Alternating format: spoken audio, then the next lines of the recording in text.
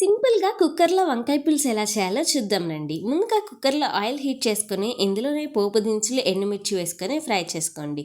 ఇది ఫ్రై అయిన తర్వాత ఇందులోనే ఆనియన్, కరివేపాకు కూడా వేసుకొని, ఆనియన్ కలర్ చేంజ్ అయిన తర్వాత ఇందులోనే టమోటా, ఉప్పు, పసుపు కూడా యాడ్ చేసుకొని టమోటాని మగ్గించుకోండి. ఈ టమోటా మగ్గిన తర్వాత ఇందులోనే 1 స్పూన్ కారం కూడా వేసుకొని ఒక 2 మినిట్స్ ఫ్రై చేసుకోండి. నెక్స్ట్ ఇందులోనే సన్నగా పొడుగ్గా కట్ చేసుకున్న వంకాయ ముక్కలు కూడా వేసుకొని మొత్తం ఒకసారి కలుపుకోండి.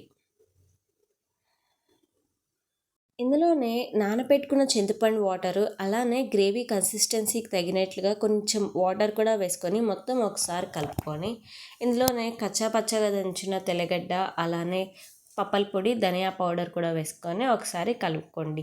పప్పల పొడి అంటే ఏం లేదండి, పుట్నాల పప్పు, ఫ్రై చేసిన పల్లీలు, అలానే కొన్ని వెల్లుల్లి రెమ్మలు వేసుకొని మిక్సీ పట్టుకోండి అంతే. ఇదే స్టేజ్‌లో మీరు కొంచెం సాల్ట్ కూడా చెక్ చేసుకొని కుక్కర్‌కి మూత పెట్టేసుకోండి. ఒక విజిల్ వచ్చిన తర్వాత మూత తీసి చూడండి. మీకేమన్నా కొంచెం పల్చగా అనిపిస్తే ఒక 5 మినిట్స్ స్టవ్ పైన పెట్టుకోండి. అంతే అండి. ఒకసారి మీరు కూడా ఇదే విధంగా ట్రై చేసి మీకెలా కుదిరిందో కమెంట్ సెక్షన్‌లో కమెంట్ చేసేయండి. అలానే రెసిపీ నచ్చితే వీడియోకి లైక్ చేసి ఛానల్‌ని సబ్స్క్రైబ్ చేసుకోండి.